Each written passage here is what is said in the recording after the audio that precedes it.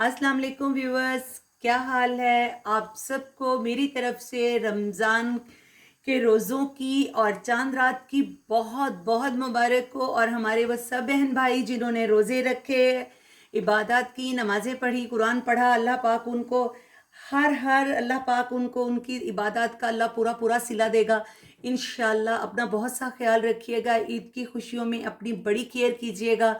और दुआ करती हूँ कि अल्लाह पाक आपको हर तकलीफ़ से, बीमारी से, परेशानी से महफूज फरमाए।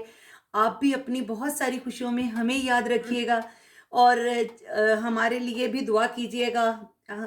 और आज मैं आप लोगों के लिए लेकर आई हूँ ईद की मुनासबत से शाही फिरनी बनाऊंगी आज मैं। और उसके लिए जो इंग्रेडिएंट्स मैं इस्तेमाल करूंगी वो मैं आपको बता देती हूँ। ये मैंने 2 लीटर दूध लिया और ये मैं काफ़ी देर से मैंने इसको बॉइलिंग पॉइंट पे रखा हुआ है। तो अब मैं आपको बता देती हूँ कि ये 1 कप चावल हैं जिन्हें मैंने भिगोकर सुखा लिया है और अब मैं इन्हें पीस लूँगी।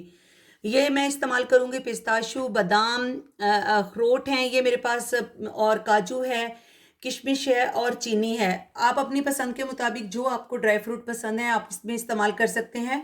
और इसमें मैं ज़ाफ़रान का इस्तेमाल भी करूँगी।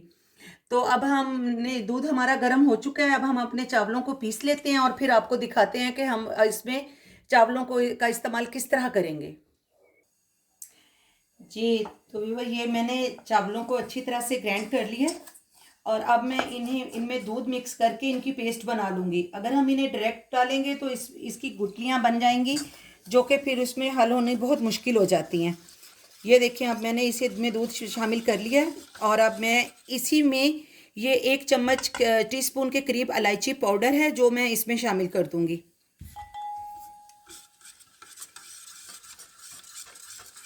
और अब हम आहिस्ता आहिस्ता स्लो जो है मीडियम फ्लेम के ऊपर अपने इस बैटर को इसमें डालते जाएंगे और चम्मच को हिलाते जाएंगे।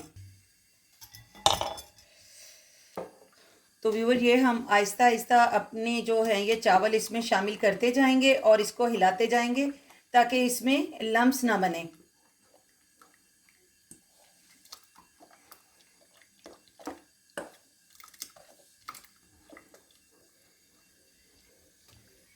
तो ये और अब इस मौके पे आपने इसको मुसलसल हिलाते रहना है ताकि ये जो चावल हैं वो नीचे ना लगे।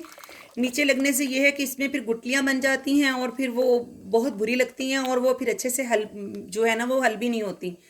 तो अब हम इसे मीडियम फ्लेम पे आहिस्ता आहिस्ता पकाएंगे जब तक कि हम, वैसे तो हमारी ये चावल हमने पूरी रात के लिए मैंने इनको भिगो के फिर इन्हें मैंने खुश्क किया और अब मैंने इन्हें पीस लिया है। आप ये पीस के भी रख सकते हैं, ये 2-3 माह ख़राब नहीं होते इस तरह भिगोकर पीसे हुए चावल अगर अच्छी तरह से खुश्क हुए हुए हों।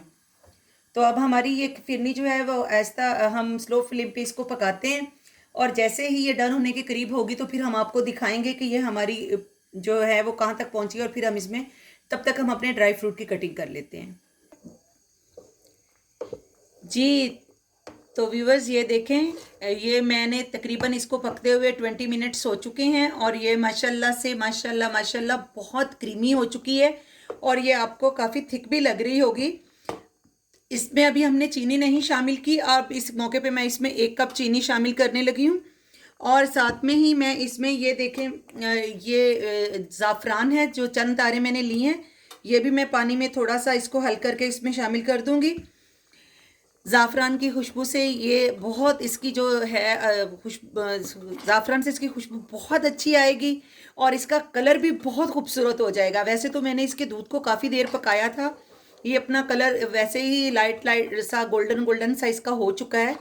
तो ये देखें अब हमने इसमें अपना ये ज़ाफ़रान भी शामिल कर दिया है इस मौके पे और अब हम इसे थोड़ी देर पकाएंगे 5 मिनट, जब तक कि इसकी चीनी में जो मैंने चीनी डाली है वो अच्छी तरह इसमें हल हो जाए। और इसके साथ ही हम इसमें आहिस्ता आहिस्ता अपने नट्स शामिल करते जाएंगे और फिर हम आपको इसे डिश आउट करके दिखाएंगे।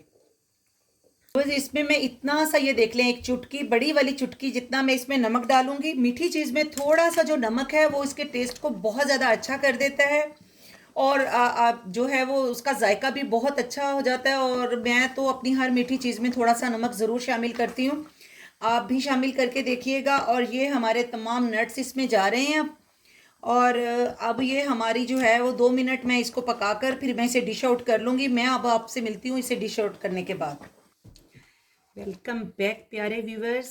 हमारी फिरनी पक के तैयार हो चुकी है। तो ये है हमारी ज़ाफ़रानी शाही फिरनी।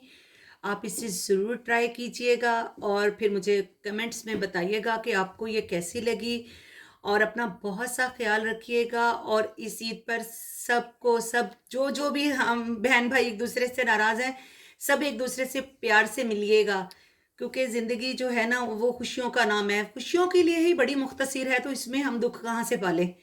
और वैसे ये जो आज की फिरनी है ना, ये दो लोगों की फरमाइशी है।